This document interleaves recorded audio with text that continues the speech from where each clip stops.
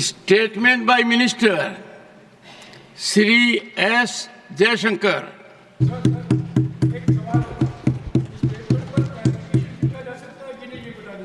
I will ask Jairam Ramesh. He is a very experienced parliamentarian. Sir, it is allowed in Rajya Sabha, sir. That's why I'm asking. Honorable Chairman, sir, I rise to apprise the House of some recent developments in the India-China border areas and their implications for our overall bilateral relations. The House is aware that our ties have been abnormal since 2020, when peace and tranquility in the border areas were disturbed as a result of Chinese actions. Recent developments that reflect our continuous diplomatic engagement since then have set our ties in the direction of some improvement. The House, sir, is cognizant of the fact that China is in illegal occupation of 38,000 square kilometers of Indian territory in Aksai Chin as a result of the 1962 conflict and the events that preceded it. Furthermore, Pakistan illegally ceded 5,180 square kilometers of Indian territory to China, which has been under its occupation since 1948. India and China have held talks for multiple decades to resolve the boundary issue. While there is a line of actual control, LAC, it does not have a common understanding in some areas. We remain committed to engaging with China through bilateral discussions to arrive at a fair, reasonable, and mutually acceptable framework for boundary settlement. Honorable members would recall that the amassing of a large number of troops by China along the line of actual control, LAC, in eastern Ladakh in April-May 2020 resulted in face-offs with our forces at a number of points. The situation also led to a disruption of patrolling activities. It is to the credit of our armed forces that despite logistical challenges and the then prevailing COVID situation, they were able to counter-deploy rapidly and effectively. The House, sir, is well aware of the circumstances leading to the violent clashes in Galwan Valley in June 2020. In the months thereafter, we were addressing a situation that had seen not only fatalities for the first time in 45 years, but also a turn of events serious enough for heavy weaponry to be deployed in close proximity to the LAC. While a determined counter-deployment of adequate capability was the government's immediate response, there was also the imperative of a diplomatic effort to diffuse these heightened tensions and to restore peace and tranquility. Sir, the contemporary phase of our ties with China dates back to 1988, when there was a clear understanding that the Sino-Indian boundary question will be settled through peaceful and friendly consultations. In 1991, the two sides agreed to maintain peace and tranquility in the areas along the LAC, pending a final settlement of the boundary question. Thereafter, in 1993, an agreement was reached on the maintenance of peace and tranquility along the LAC.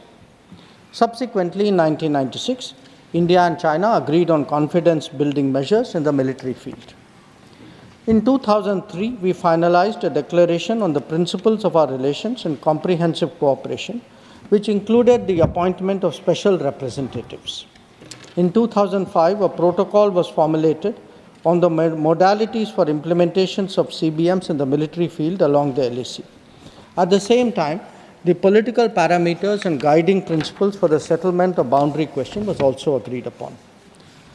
In 2012, a working mechanism for consultation and coordination called WMCC was established. A year later, we reached an understanding on border defense cooperation as well. Honorable Chairman, sir, the purpose of my recalling these agreements is to underline the elaborate nature of our shared efforts to ensure peace and tranquility in the border areas, and to emphasize the seriousness of what its unprecedented disruption in 2020 implied for our overall relationship. The situation arising after our counter-deployment called for a multiple set of responses. The immediate priority was to ensure disengagement from friction points so that there would be no further untoward incidents or clashes. This has been fully achieved, as I will explain. The next priority will be to consider de-escalation that would address the massing of troops along the LAC with associated accompaniments. It is also evident that the management of border areas will require further attention in the light of our recent experiences. In all of this, we were and we remain very clear that the three key principles must be observed under all circumstances. One, both sides should strictly respect and observe the LAC. Two, neither side should attempt to unilaterally alter the status quo. And three, agreements and understandings reached in the past must be fully abided by in their entirety. Sir, honorable members would also appreciate that as a result of the sustained tension and specific developments in the border areas, our overall relationship with China was bound to be impacted adversely.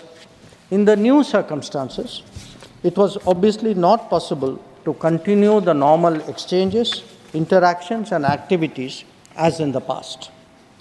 In this regard, we made clear that the development of our ties were contingent on the principles of mutual sensitivity, mutual respect, and mutual interest. So, throughout this period, honorable members would also be aware that the government has publicly maintained that India-China relations cannot be normal in the absence of peace and tranquility in the border areas. The combination of a firm and principled stand on the situation, as well as a clearly articulated approach to the totality of our ties, has been the foundation of our engagement with China for the last 4 years. We have been very clear that the restoration of peace and tranquility in the border areas would be the basis for the rest of the relationship moving forward.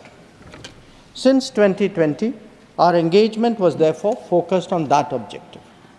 This took place at various levels involving different arms of the government.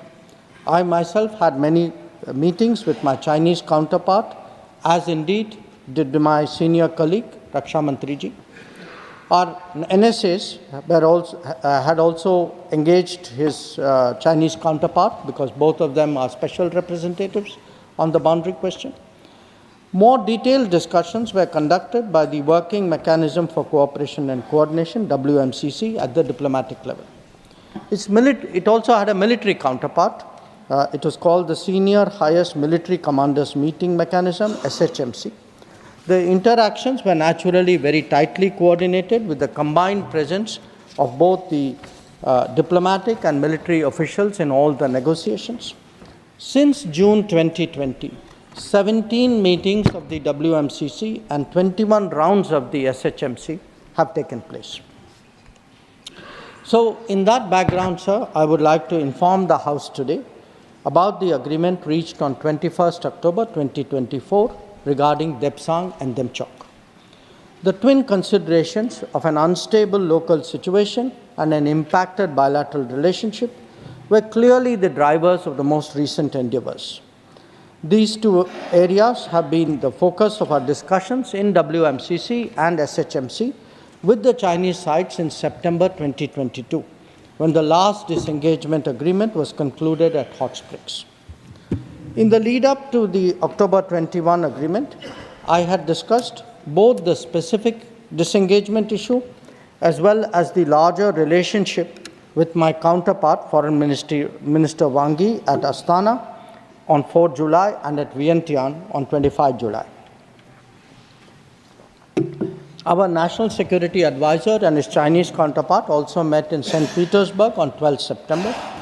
The problem in these two areas pertained primarily to obstructions of our long-standing patrolling activity. In Demchok, there was also the question of access by our nomadic population to traditional grazing grounds, as well as to sites of significance to local people.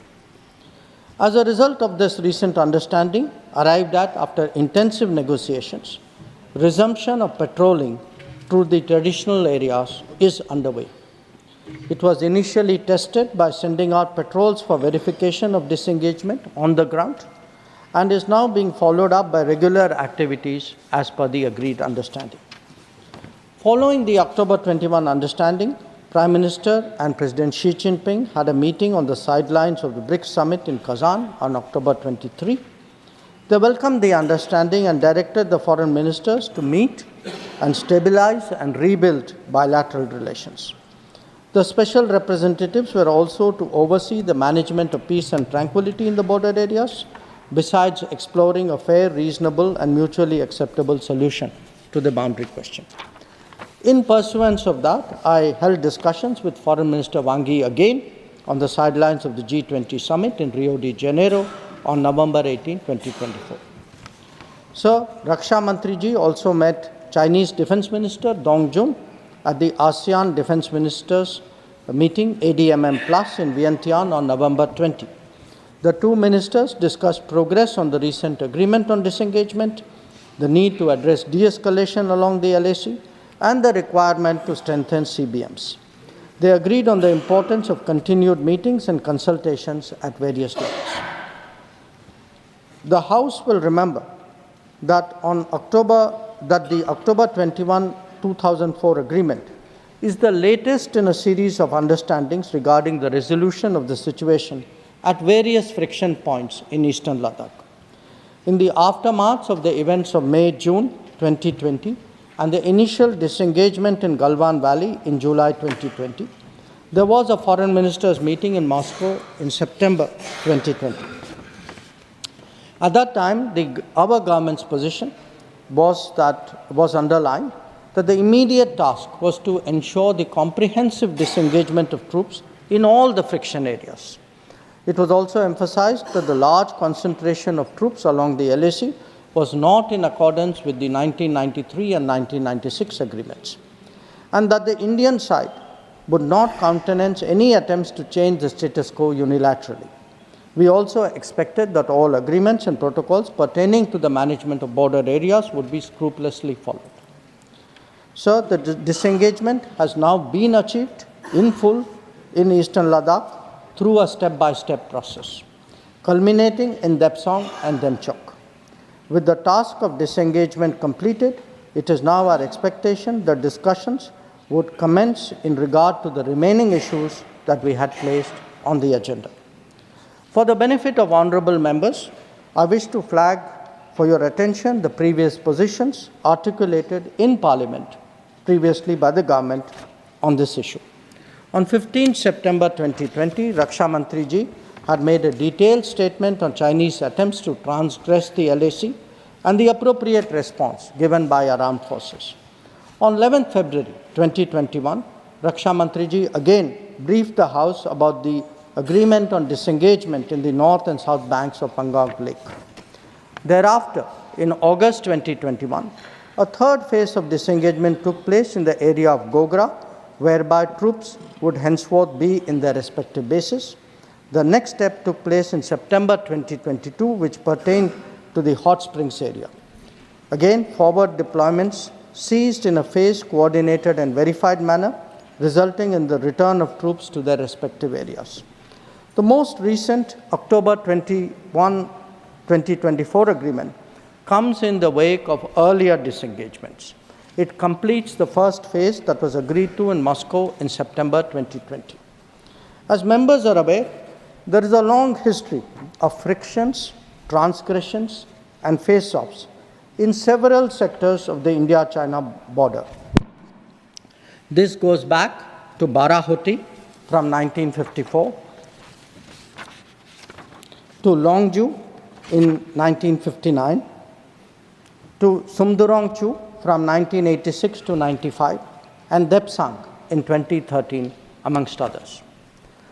In the past, earlier governments have agreed to a range of steps to diffuse situations that have arisen at different times, including offers from our side to create demilitarized zones, limited non-patrolling zones, relocation or withdrawal of posts, disengagement of troops, and dismantlement of structures.